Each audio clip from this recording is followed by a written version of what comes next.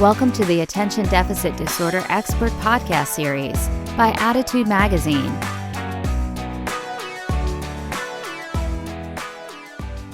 Welcome, everyone. My name is Annie Rogers, and on behalf of the Attitude team, I'd like to thank you for joining us for today's ADHD Experts presentation titled, I Can't Focus When ADHD Impacts Your Child's Math and Writing Performance. Math and writing are two academic subjects that require extensive working memory and executive function that we know is strained by ADHD. Students' challenges in math and writing largely multiplied during the pandemic thanks to virtual classes, and now we're seeing that learning gaps have widened for many students. But rest assured, there is plenty that parents and educators can do to help right the ship. In today's webinar, we will learn strategies, study skills, and other techniques to improve your child's math and writing performance and boost their confidence around school. Leading today's presentation is Ann Dolin. Ann Dolin is the president and founder of Educational Connections, a company that specializes in helping students with ADHD and executive function issues build confidence through virtual one-to-one sessions.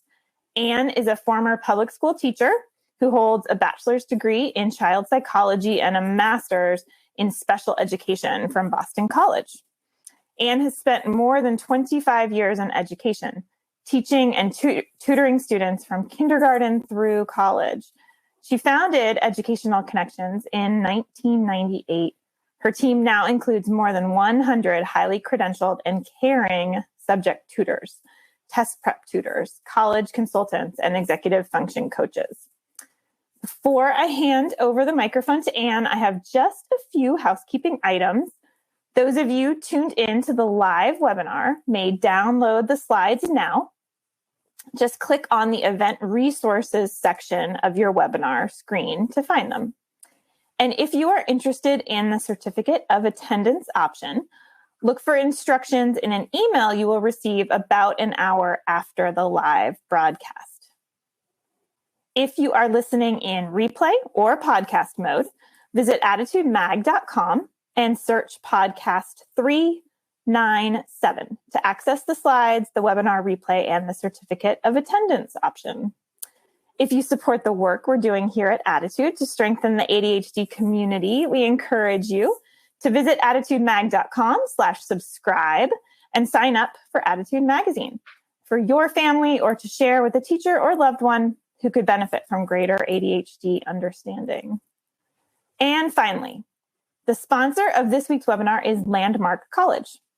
Landmark College summer programs provide an intentional and supportive community that assists students who learn differently, including high school students, graduating high school seniors, and students enrolled at colleges around the country.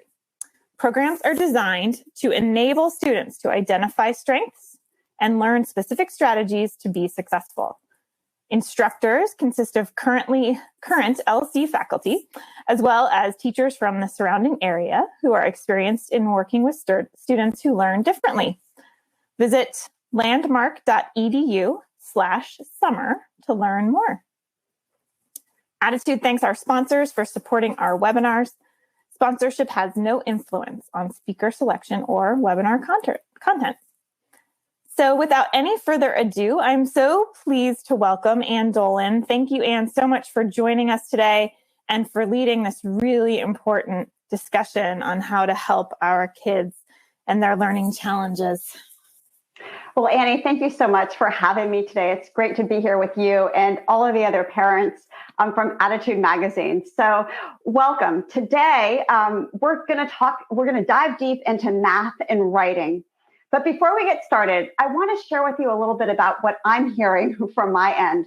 You know, for the last 25 years, my tutors, executive function coaches, and college consultants have been helping students throughout the country to improve their abilities and success in school. And when parents call our office every day, they have lots of things that they're sharing with us.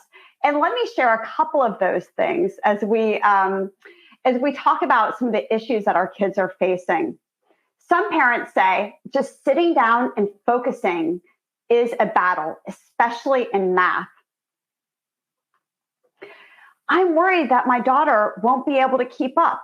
If it's like this in 7th grade, what's it going to be like in high school? I constantly feel like I'm nagging my son about his writing assignments. He hates to write. I've got 2 other kids to worry about. She's not my only one. Now, on the flip side, here's what kids say. Why do I have to know this? It's so stupid. I'm never going to have to use it in real life. Don't micromanage me, Mom. I'll do it eventually, okay? I promise I'll turn it in. Don't worry. Any of this sound familiar? Now, on the other side of the table, when we work with students, our tutors and executive function coaches are reporting something different. They're seeing the fallout from the pandemic. Here's what they're saying. Handwriting skills really suffered during COVID, and now some kids don't even want to hold a pencil. Kids feel like their teachers are going too fast this year. Maybe it's to make up for lost ground in the prior 2 years. Many students are missing fundamental skills, especially in pre-algebra and algebra, which we know those are the proving grounds for every other math kids will see in high school. And my students had such a hard time in these large Zoom rooms. But the good news is I can feel that this one-to-one help is really helping them to turn the tables. So when we hear of difficulties kids are having from in school, whether it be from their parents, their teachers, or people that work closely with them, we could think, well, it's anecdotal. Maybe it's not so bad after all. But here's the reality. A recent study from McKinsey and Company found that when looking at progress from students kindergarten through 8th grade, because of COVID, kids are about 4 months behind in math and 3 months behind in reading. And recently, in 2022, in the Journal of Attention Disorders, this study found that students with ADHD are having a hard time making up lost ground in large classrooms, and that they need more specialized support in the form of small groups and one-to-one attention. So what do we do with all this information? We know that kids with ADHD are more impacted than ever before, largely because of COVID. Part of this is because of their difficulty with working memory. And working memory and ADHD often go hand in hand. So what is working memory, you might be wondering? Well, it's not short-term memory. It's not long-term memory. It's actually the brain's ability to juggle multiple things at the same time and then execute on a task or solve a problem. So here are some examples that we might see in real life. Multi-step tasks. Hey, Johnny, go up to your room, get your coat, put on your gloves, and don't forget to brush your teeth. Chances are Johnny will come downstairs with his coat, but he hasn't done the other 2 things. It's a lot to remember. We see this in academics as well. Writing, it's so complex. It's complicated. Oh, I have to remember. Did I answer the prompt? Do I have a topic sentence? Does this make sense? Do my sentences flow together nicely? Have I used a capital letter? Are my words spelled correctly? Do I have correct punctuation? Am I using rich vocabulary? In reading, some of the same issues. Oh, who is that character again? What did he do? Why is he important? Where am I in the sequence of events? What's important here? And then in math, let's take long division. Oh, I have to remember to take the divisor into the dividend. Oh, put the answer at the top, multiply those, put the answer below, then subtract, carry down, start that all over again. Oh, are my numbers neat enough to read? Is this organized enough for my teacher?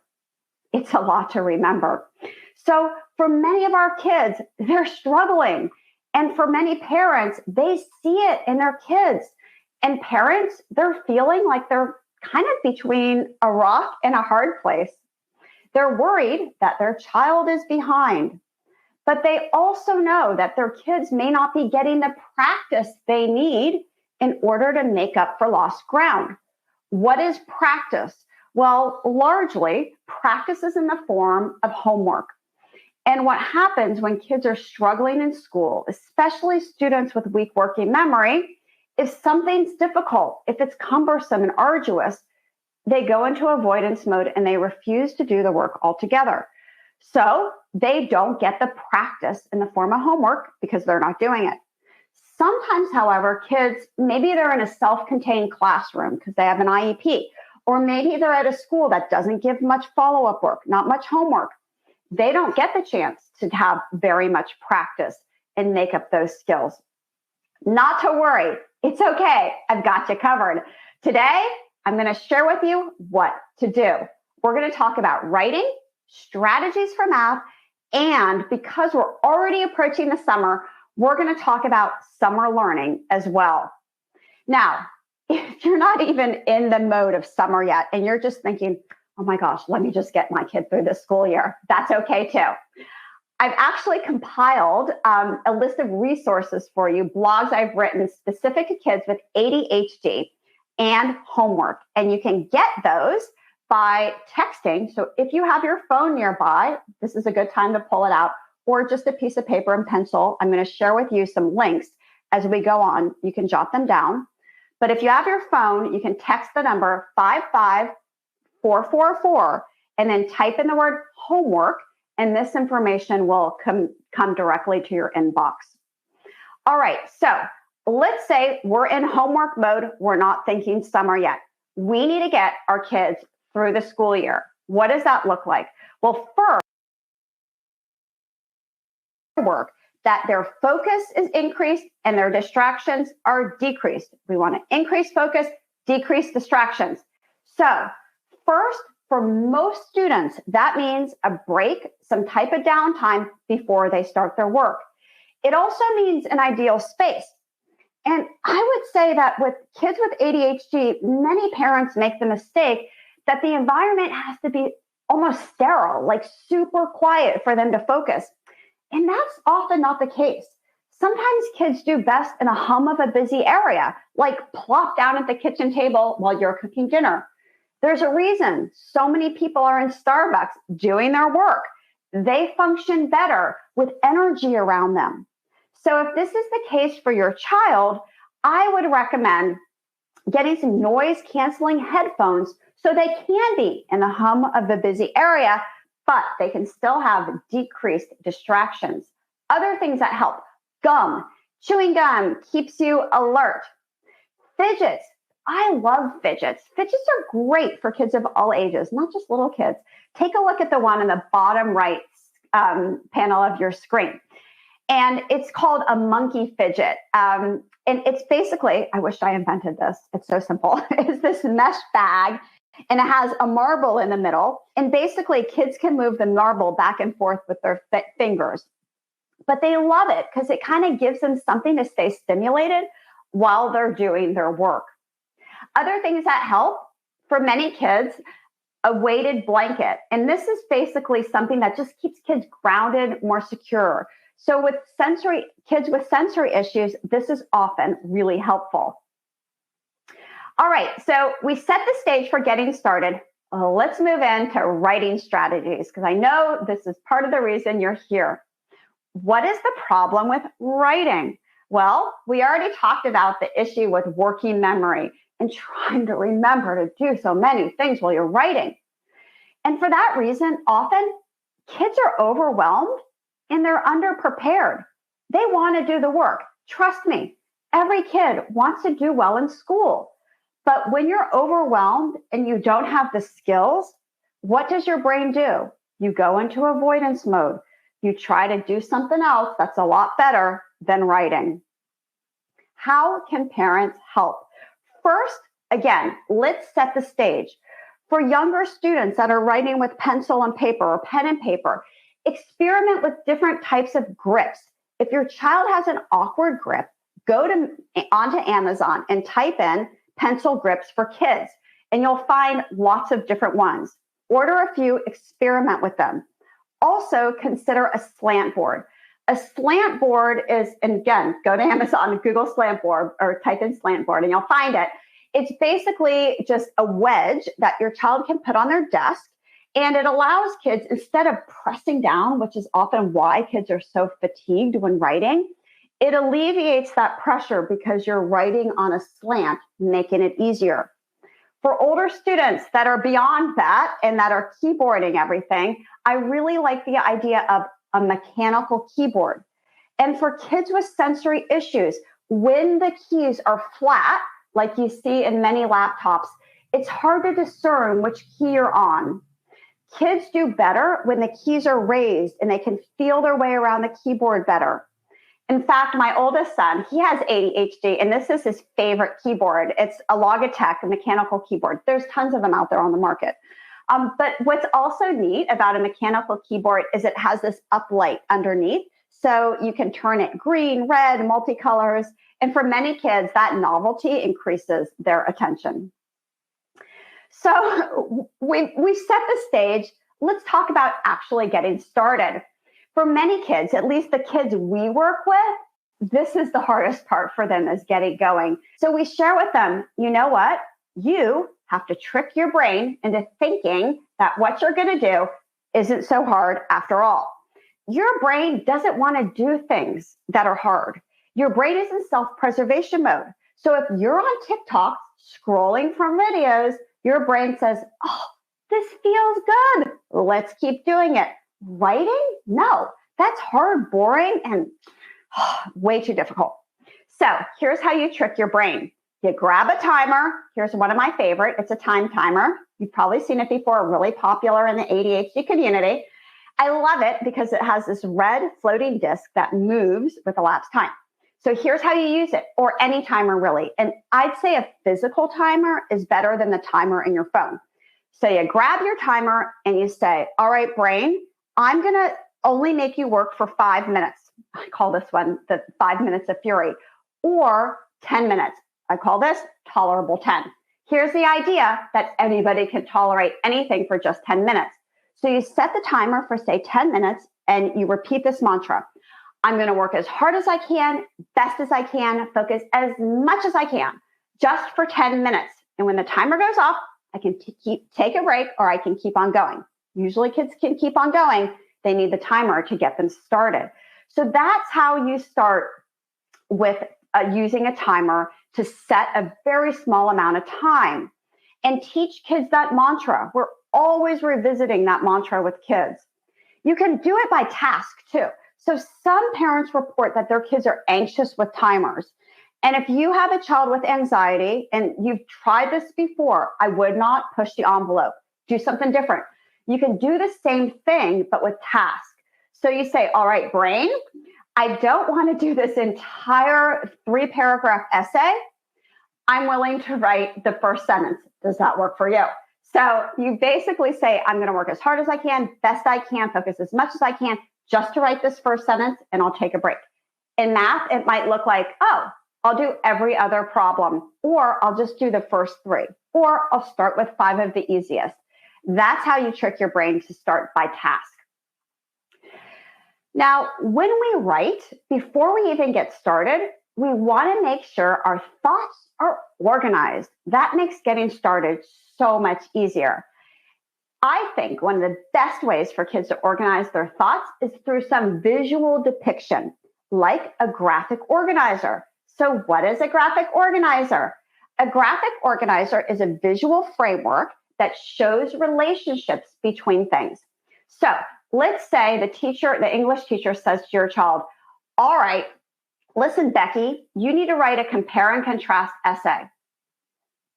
That feels overwhelming. I'm not going to do that.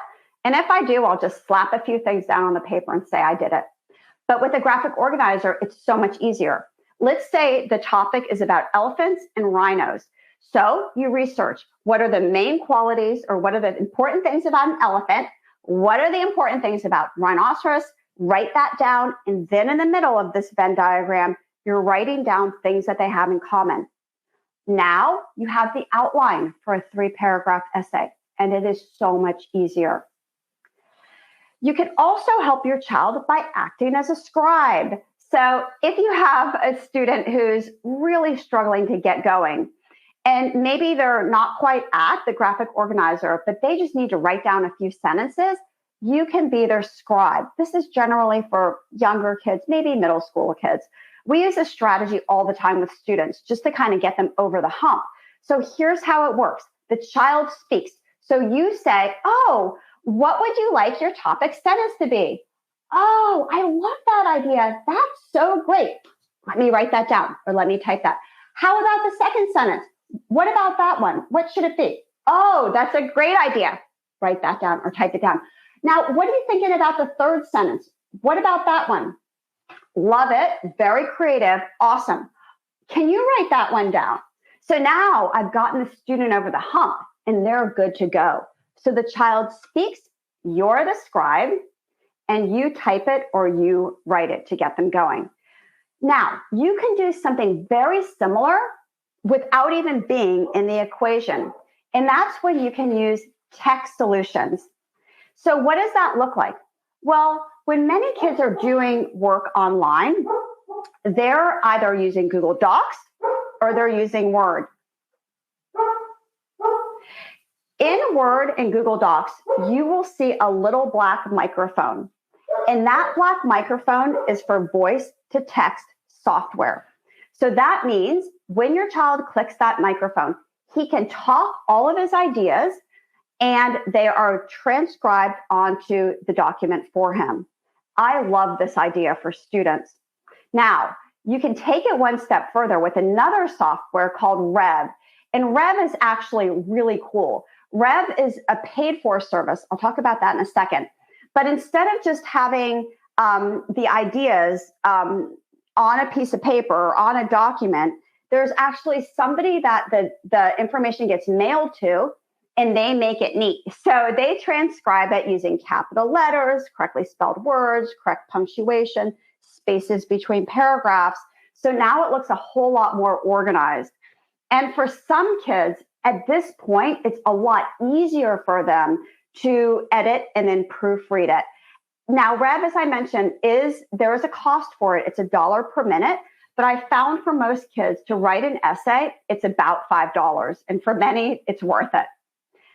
Now, let's say that you've tried a lot of things and your child is still stuck. How do you handle resistance? Now, it's so easy to be trying to help your child. And when you're in the midst, you're trying to help them, they're really pushing hard on you. They're not understanding it, or they're telling you this is a dumb idea or this won't work. And what do? You push back on them. You tell them why it will work and that they can do it. And then they resist and they push on you more and you push back. If that's happening, you're in a power struggle and you need to get out of the power struggle. So you need to give your child space and choice. So you say, hey, you know what? I get it. I know that this is frustrating. I've noticed this is hard. I totally understand. Listen, I'm going to be over in my office checking my email for work. When you're ready, come get me and I can help you if you'd like. Alternatively, if you've tried that and you're still struggling, contact the teacher. Teachers are experts in their field and they can help. So when you reach out to the teacher, say, I've noticed. I'm going to come back to these words, I've noticed, in a little bit because I think they're kind of magical words. I'll tell you why. But I like I've noticed because it doesn't put the problem on the teacher like, oh, this assignment is way too hard that you gave. Or, you know what, Jimmy's never going to get through this assignment. What are you thinking by asking kids to write a 3-paragraph essay in 7th grade? That doesn't help at all, does it? But instead, if you just observe the observable, hey, I've noticed Sarah's having a really hard time with this writing assignment, and this seems to be common. Do you have any ideas? Seek outside help if you're still struggling. I give you permission. You don't have to be your child's teacher. Somebody else can take those reins. It could be a high school student down the street, a college student who's home from break. It could be a professional tutor who knows how to teach writing skills specifically to kids with ADHD. So if that's the case in your family and you want to outsource it, I'm happy to help you. That's what my company does. And if you have your phone nearby, grab your phone, open up the camera, hold the camera up to this QR code. And when you do, a link will appear and you can click it and it will take you to one of my program managers' calendars. And from there, you can schedule an appointment to talk about your child to see if we can help. All right. So we've talked about writing, we've talked about working memory, and we've talked about resistant kids. Let's talk math. Why is math so hard for students? Well, the truth is math is cumulative. That means that one skill builds upon another. So when kids have weaknesses here, it makes everything else they do really difficult for them. And when things are hard and they're missing skills, they might be a Swiss cheese student. Now, you're probably wondering, what in the world is a Swiss cheese kid? Here's what a Swiss cheese kid is. Just like Swiss cheese, it kind of has holes in the cheese. Well, really, many kids, especially after COVID, they've got holes in their learning. They have some skills, but not other skills. So when they sit down to do their homework, they're not quite sure what to do. Sometimes they know it, sometimes they don't. But when you're frustrated, what do? You slap down a couple of answers. You don't put forth much effort at all, or you just don't even do it. I was a Swiss cheese kid. I feel these kids' pain. If it's okay and you don't mind, I'd love to take you back to the year of 1983. You might remember it, the year of the Love Boat, Three's Company, and Flashdance. And there I am, sitting in my 8th grade algebra class, looking up at the board, watching my teacher drone on and on about how to solve for X. And my neck is hurting and my shoulders ache. And I realize I am never going to get this math. Now, at home, my parents knew I was having difficulty. And this was nothing new in our house. I'd struggled for quite a bit of time. So that night, my dad comes into my room. And who better to help me with my math than my dad, an engineer by trade. He loved numbers, never got less than an A in math, and loved preciseness. So we sit down at my little yellow Ethan Allen desk, and we go to solve the first problem.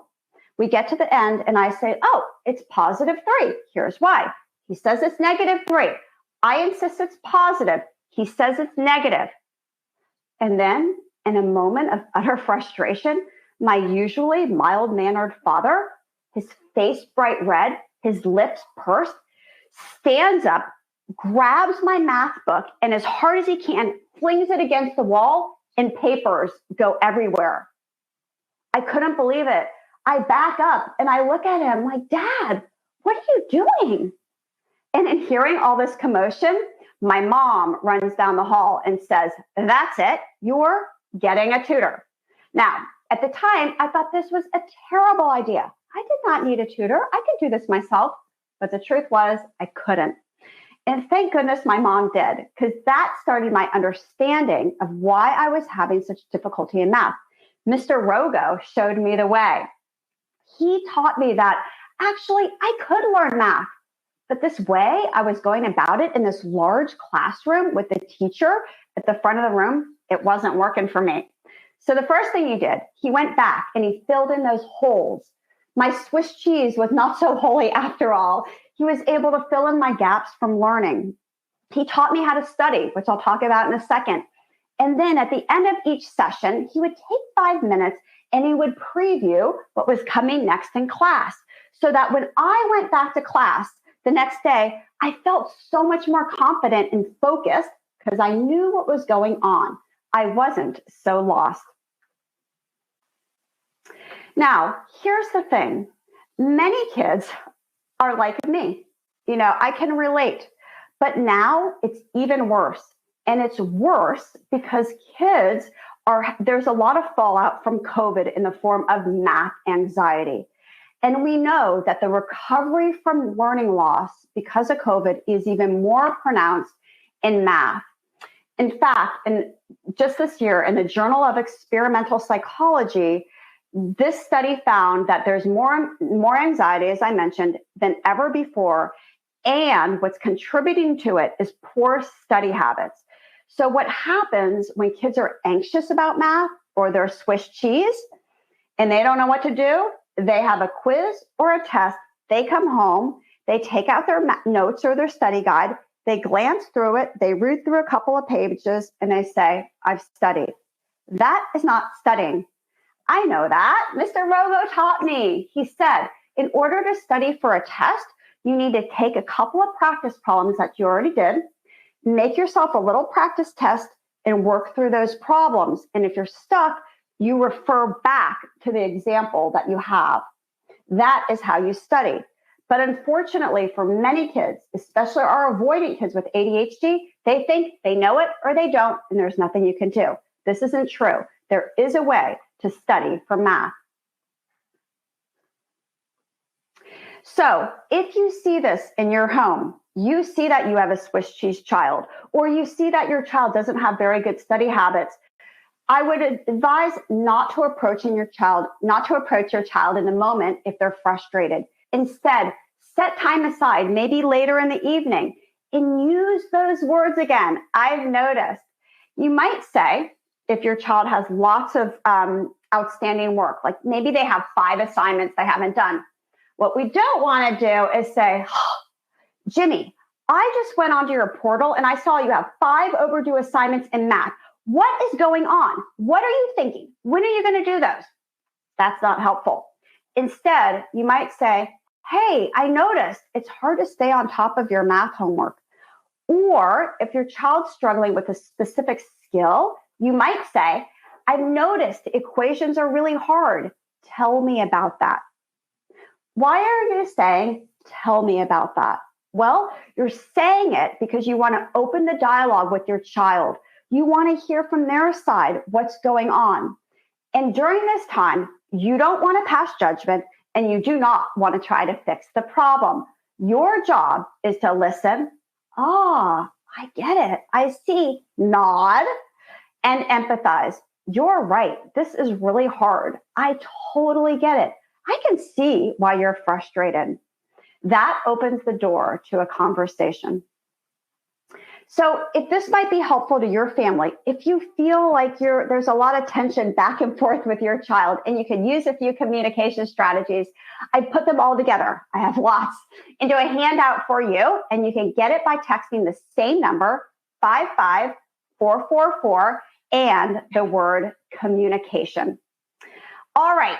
So as I mentioned with writing, sometimes your child is just stuck, and that's just how it is, even though you've done many of the right things. When that happens and you're working with your child, especially younger kids, sometimes older kids don't want us to work with them. But let's say you have a younger child and they're super stuck. Here's what you can do. You actually have 3 choices as the adult. You can say, this is your homework, not mine. I already went to 4th grade. That is not helpful because it makes kids think that you're just not going to be there for them and you're not willing to help them. Or you could say, well, this is how you do it. Let me show you how. Inevitably, your child will say, that's not how Mrs. Anderson said to do it, because the way kids do math is different than the way we did it back in the day. Or you could say, do you have examples of this in your notes or in your book?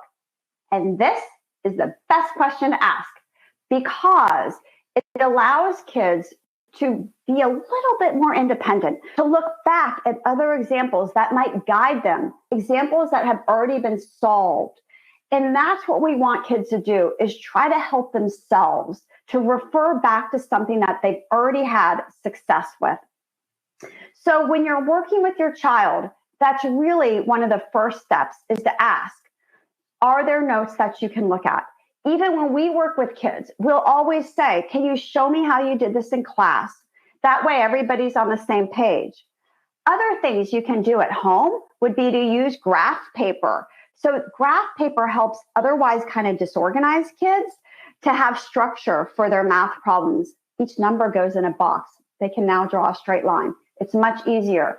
And if your child's stuck on word problems, not as much computation, which is common, encourage them to draw pictures. Say, oh, what does that look like in pictures? Can you draw that out?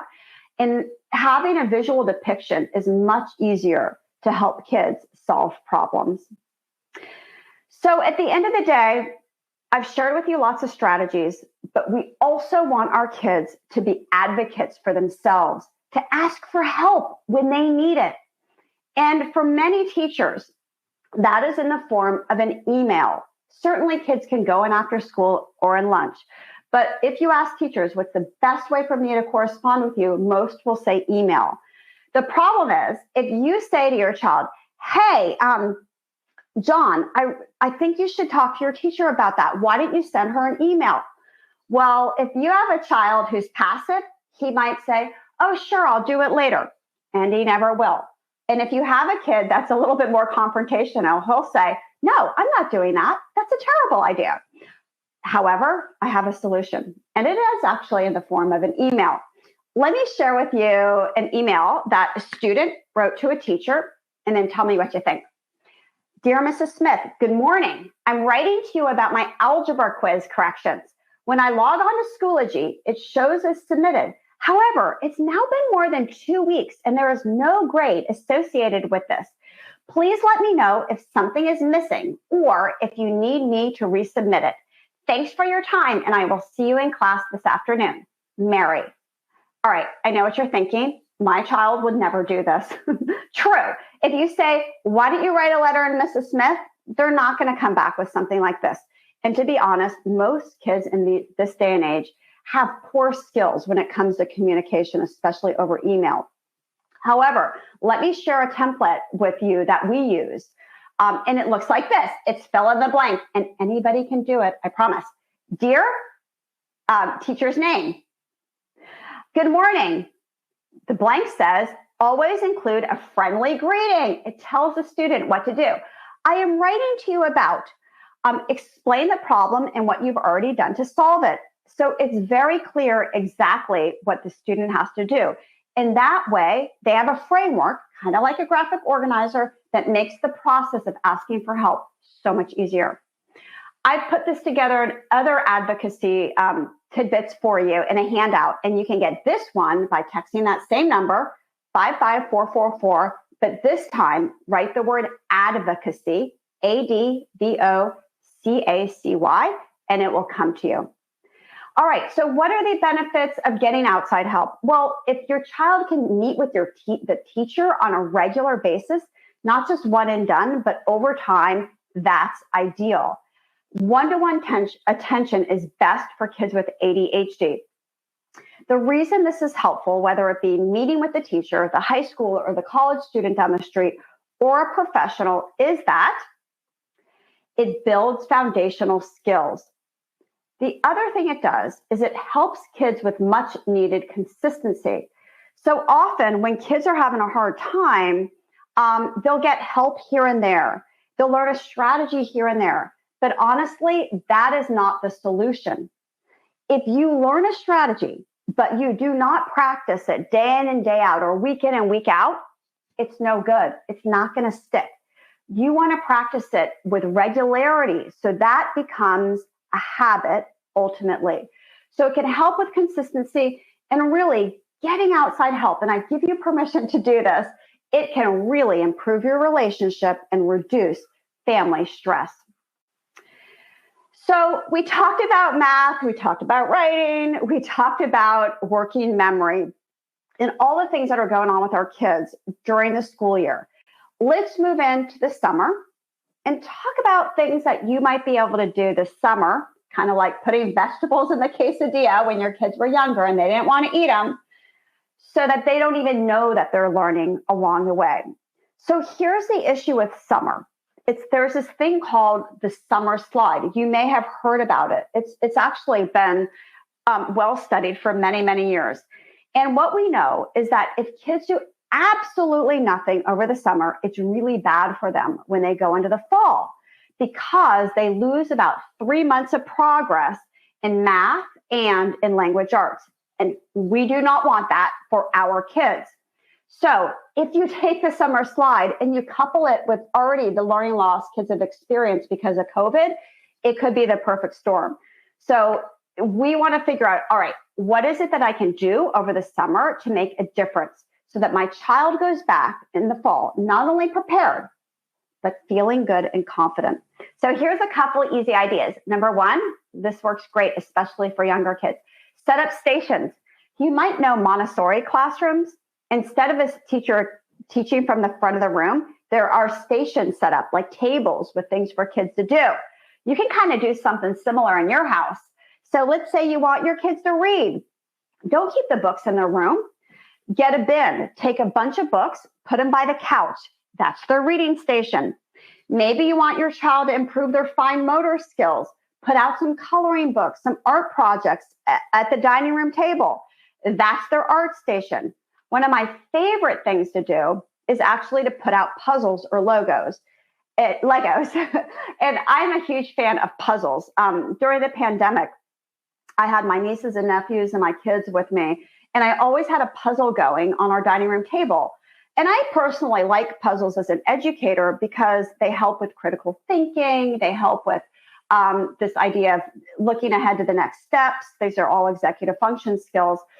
But also puzzles really give kids a different feeling in this era of immediate gratification, and especially in the form of video games, where they have to be patient and think ahead. But what else a puzzle does is it brings people to the watering hole. So you might find you're sitting there with your child and now you're talking, which you may not have done before. The other thing you can do is to incorporate math in the things that you already do every day. Let's take the kitchen. You're cooking dinner. Oh, hey, could your child actually do some measuring? That's an idea. So have them do anything that's related to fractions, because when kids are young, third, fourth grade, fractions, decimals, and percent are the proving ground for pre-algebra and algebra. And as I mentioned before, algebra is the proving ground for every other math class kids will ever see through calculus. So these skills are really important. All right, so let them do the measuring. Ask questions like, oh, 3/4 cup of flour, is that closer to 0 or to 1? So they get the sense of what a fraction really is. Shopping, have them make the list, estimate prices, go to the store, ask, is that close to your estimate? Oh, the bread is $3.89. Is that closer to $3.50 or $4? At a restaurant, have them leave the tip. Well, if 10% is $2.50, what's 20%? You can also incorporate good old-fashioned practice at home. When my kids were young, I'd always have a workbook going. And that means before they went to camp or went out for the day, and literally this was 10 minutes, sometimes 5, but it was really short. I'd find a workbook that they could do independently, and they both need help with math. So I would find a workbook. For the older one, it might have been multiplication and division or addition and subtraction, where it's based on repetition, where they can do it independently and they're practicing a skill. That for kids with ADHD is a lot better than buying a workbook like the Bridge series that are super popular, and they have been for many years, that create a lot of frustration. So we often see these and think they're a good idea. Oh, a bridge from 7th grade to 8th grade. I'll review 7th grade, preview 8th grade. These are super frustrating for kids. And part of the reason is they haven't seen all of this content yet. So they don't know how to do a lot of it. And that's when friction occurs and lots of frustration and avoidance. So I would say find something easy. Use a timer. Make it short. Trick their brain into thinking it's not so hard after all. You can also use screens. Not all screens are created equal. There are some that are actually pretty good for kids. So if you're practicing math, it might be Archidemics, which is a video game format for younger students, or Starfall to help young kids learn to read. But for older students, middle and high school, and even older elementary, I really love IXL. And I like IXL because it's known for its math, but it also has other subjects too. And it allows kids to work through at their own pace. So you've got Archidemics, Starfall, and IXL.com, as I mentioned. And then if your child needs some work on writing, And it's just kind of a long shot to say, why don't you write a 3-paragraph essay this summer? Never going to happen. Or why don't you do a book report? It's hard to pull that off. You could do something that's easy and pleasurable and fun for both you and your child. And that's in the form of a dialogue journal, really cheap. Go to the dollar store and grab a composition book. And in it, every day, you ask your child a question based on something that they like. Oh, I love how you passed it to Avery at the last minute. How did you know she was open? That was such an amazing goal she scored. Now your child can write back about something that he already likes and share information. The next day, you write back something different. And so you've just got this little conversation going. But I would say, don't correct grammar and spelling. Don't correct anything, which I know sometimes is hard. You have to avoid it because if your child feels judged or criticized, they will not do it. Similarly, they could do a travel journal. So if you're away on a trip, you could say, before we go out today, I want you to write a summary of what you did yesterday. Draw some pictures, make it fun. Reading is also something else you can tackle in the summer in the form of deer time. Drop everything and read. I always did deer time when I was a teacher. I loved it because it was a nice time for kids to cuddle up in with their little mat and read something that they wanted to read. You can do it with your whole family. Maybe a couple nights a week you do deer time. Other things that you can do for reading include you read a page, I read a page. If you think your child won't read independently, get involved. Or for a really reluctant reader, I read 2 pages, you read 1 page. Again, no criticism. So if your child, things that kids with ADHD do frequently when they read is they drop word endings, like they leave off the S, or they leave out articles like a, the, things like that. Leave it alone. Don't go there. And if there's a word that they say is completely different and it totally affects their understanding, you can correct that. But everything else, leave it alone. Because again, we want kids to think this is fun and pleasurable. We don't want them to feel criticized. Listening to audiobooks is also perfectly fine. And then lastly, turn on those TV captions. If you're watching Netflix or YouTube TV, studies show that when people have captions on, their eyes naturally gravitate to the captions, and that can help with their fluency and comprehension of the material. So it's kind of like vegetables in that quesadilla. They don't even know that they're really learning. As kids get older, however, especially in the high school ages, we want them to think beyond what's going on now and start to think about their next steps. So if you have a child who's thinking about college, I would say that early is better to start the dialogue. It doesn't need to be high pressure. It could be, oh, have you begun thinking about college? Have you had this discussion with your friends? Tell me about that. Again, you're just being a listener. You're starting the dialogue. And anytime we can start things a little bit on the earlier side with kids with ADHD, because we know sometimes if things are hard for them, they'll avoid it outright. That's even better. So I've prepared for you a really awesome downloadable checklist for each grade level. So what to do when your child is in 9th grade, when you're thinking about college, all the steps for 10th grade, 11th grade, and 12th grade. And you can get this by texting the word college to that same number, 55444, and that will come straight to you. So this would be for parents with kids 8th grade and above that are starting to think ahead. All of these things, they're easier said than done. We can expect glitches along the way, that's for sure. So we want to narrow the focus and think about things that are low-hanging fruit. Like, what could we do that's easy? Maybe we will use the words I've noticed. Maybe we put out a puzzle this summer. Maybe we start the dialogue about college. But what we can control is keeping it positive. We cannot control what our child does, but we can control how we respond. And for that reason, I invite you to the 10-day challenge. So for the next 10 days, you are going to notice something good your child does each day. It might be something small. Oh, I noticed the way you came in and hung your coat up on the hook. Thank you. Oh, I noticed that you started your work before soccer practice. I love that. What a great idea. I noticed that you put the dishes in the sink. Thank you for doing that. That makes a big difference. When kids hear good things, it increases positivity and it makes them want to do it again. All right. So thank you so much. I hope that this was helpful to you and that in the end, you can preserve relationships with your kids. And if that means outsourcing some of the heavy lifting to somebody else, sometimes that is a good idea. It was a pleasure to speak to all of you today. Let me leave you with my contact information before we go to Q&A. Again, my name is Ann Dolin. My email is ann@ectutoring.com. I'll respond to you right away. And I put together a goodie bag for you, and you can get that. It has all the things we talked about at ectutoring.com/newsletter. And again, here's the QR code if you would like to talk about your child. Annie, thank you so much. I'd love to turn it over to you for Q&A.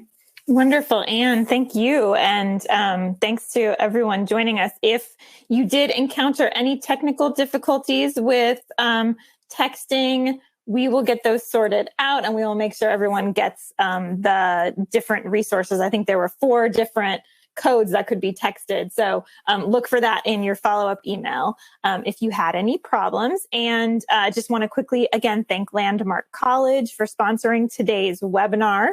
I will kick it off with a number of questions from parents who are focusing on the next 6 to 8 weeks of the academic year, catching up on outstanding assignments. And this seems to be a problem mostly with middle school and high school students.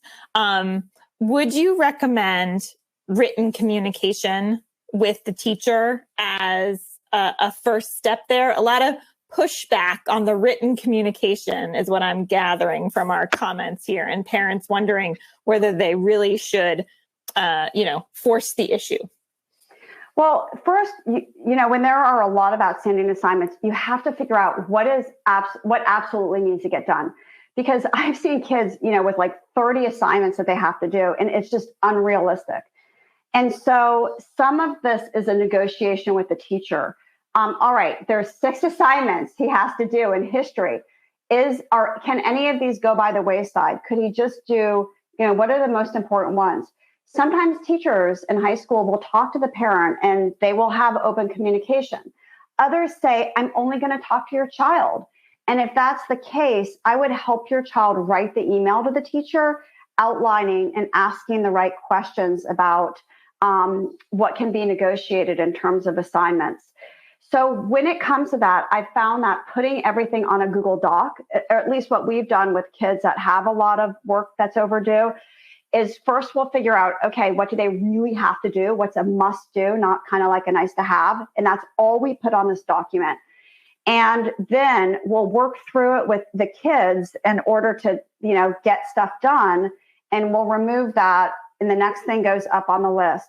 And we'll typically, and you can do this with your child, organize the list into a must do, could do, should do. Okay, must do's are all at the top. And that means they count for a lot of the grade and they're really important. Should do's may not count so much, and maybe they're just not that important, or you're already doing kind of well in that class. And then could do's, they might be assignments that teachers say, you need to do this, but they're nice to have. They're like not worth that many points. And they're just not that important for the overall GPA. So I would maybe put those at the bottom of the list and just focus on what's on the top of the list. Okay, great advice. And maybe some color coding and helping with prioritization to, as we often say, to chunk up the task and make it less overwhelming. Similarly, parents of some older students, those who are looking at the transition to middle school or high school, what do you think are some reasonable expectations for their summer learning, specifically in math and writing? You made some good suggestions about the journal and continued math work. What do you think is sort of reasonable to expect from a rising middle school or high school student? I would first start with the teacher, and I'd go to the English teacher or go to the math teacher and say, based on what you know about my child, what do you think would be a good thing? What are the skills my child needs to work on over the summer? Do you have any resources for this? And let them guide you. Because sometimes teachers will say, I know we went over this, but to be honest, it's not that important for next year. You want to find out what are the skills that are really important that they need to know for next year. Because if they're missing those skills, it's going to be hard for them to be successful. And if math has been a constant bone of contention and it's just chronically been difficult, I'd probably start there, because if you start out the year not understanding the math, it's incredibly hard to catch up. Math isn't a subject like history or science. You can kind of teach yourself a little bit because it's language based, but you cannot do that in a math-based science. So that would be in high school, chemistry, physics, or a foreign language. Once you get behind, it's incredibly difficult to dig yourself out of those situations. So I would think, what are the subjects that are cumulative, the ones that I just mentioned? And that's where I might focus a little bit over the summer and talk to the teacher about what might be helpful. Okay, wonderful. And for those who are looking at tutoring services or other academic supports, is it reasonable to expect that that a service such as yours would first assess the child and see where the weaknesses are? A number of parents saying they're not 100% sure exactly why their child is struggling. I think that's helpful. So we do have an assessment that we provide to see where their gaps are. Like if they are Swiss cheese, I want to know where those holes are. And that's really important, because you don't want a program that's just like a one size fits all. That's not going to really help your child to catch up. So yes, it is reasonable to, if you hire a tutor or, your child takes a class, that there needs to be an assessment in the beginning to figure out where they're having weaknesses, because parents just don't know. I mean, your child's struggling, but you don't know exactly what skills. So that assessment is key. Okay, perfect. And here's a challenge that I've been hearing from quite a few listeners today, that their child actually puts in the effort to study, does a lot of the, creating their own sample tests, as you suggested, seems to understand the concepts. And then when it comes to test time, they really struggle getting that information from their brain onto paper. Do you have any suggestions for those kids? And any ideas of accommodations that could possibly help them? It could be test anxiety, and we see this all the time. Sometimes it's not test anxiety, and the child honestly just hasn't prepared very well, and that's why they're anxious. But a lot of times kids are very prepared, and they get into the situation, and their heart is racing, their palms are sweaty, they don't feel great, they're a little bit nauseous. Those are all signs that there are physiological symptoms of feeling super anxious about the test. So one of the best ways to beat test anxiety, proven by research, is kind of what you mentioned just a second ago, Annie, to create practice tests and to go through them regularly before the test, to feel like you're simulating the test environment. So there's research that shows if you get a study guide from your teacher, you need to make 3 copies of it, not just do it one time and say you studied, but you make 3 copies of it. You do it the first time to the point where, you may not know some of the answers, and you look back and you fill it in. So once you got it filled in, then the next day you do the next one. And now you're still going to have things you don't know. That's okay. You can refer to the first one. And then you do it a third time. And by this time, not only have you practiced the skills, but you've also practiced the pacing if it's a time test. And you've put yourself in that situation where you're in a simulated environment. Certainly a common accommodation is extra time, like time and a half, or it could be a separate room, like a safe, quiet space to do the work. And that's an acceptable accommodation as well. Okay, wonderful. Yes, a number of parents saying that their child, loses points for things like transcribing a number incorrectly or adding instead of subtracting. So frustrating when they know the concepts, and perhaps extra time could allow them to go back and double check that work at the very least. Okay, I'm going to squeeze in one last short one.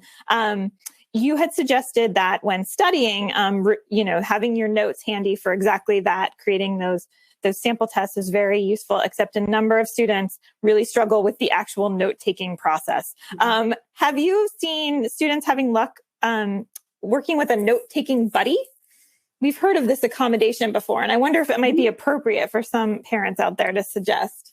I think a note-taking buddy is fine, but sometimes what happens is that we over-accommodate kids, and we think, oh, we'll just have my child get a copy of the notes from the teacher, or I'll have a note-taking buddy take the notes and my child can read them. But that's really not how the brain works. Your brain is going to retain the information better if you take some of the notes. So you don't have to take them all. It might be going too fast, but you take your version of the notes and then you cross-compare with your buddy version of the notes. So if you have a little bit, he has some more, now you have a complete set of notes. Other things, I would recommend maybe the traditional format of taking notes isn't helpful. There's something called Cornell notes, which we've used with kids for many years. And I found this to be a helpful way of taking notes for kids with ADHD. And you can further augment it by, when you're taking a note, to draw a picture of it. And for a lot of kids, like that little picture or that depiction that they draw at that moment helps trigger their memory. So when they are reviewing their notes and they're practicing their notes, looking at that picture helps them recall what they learned in class. Wonderful. Very, very helpful advice here. And I'm sorry to say we have run out of time, but thank you so much for joining us today. Anne, this was a fantastic presentation, gave us a lot of resources to move forward through the end of the school year and into the summer. And I do want to just let our listeners know that Attitude does offer free webinars every week. To make sure you don't miss any of our other webinars, you can visit attitudemag.com/newsletters, and you can choose the Attitude webinar announcements. If you are listening in replay or podcast mode, visit attitudemag.com and search podcast 397 to access the slides, the webinar replay, and the certificate of attendance option. If you support the work we're doing here at Attitude to strengthen the ADHD community, we encourage you to visit attitudemag.com/subscribe and sign up for Attitude Magazine for your family, or to share with a teacher or loved one who could benefit from greater ADHD understanding. And thank you so much. Listeners, thank you so much. We hope you have a great day, and we'll see you again soon. Bye, everybody. For more Attitude podcasts and information on living well with attention deficit, visit attitudemag.com. That's ADDITUDEMAG.com.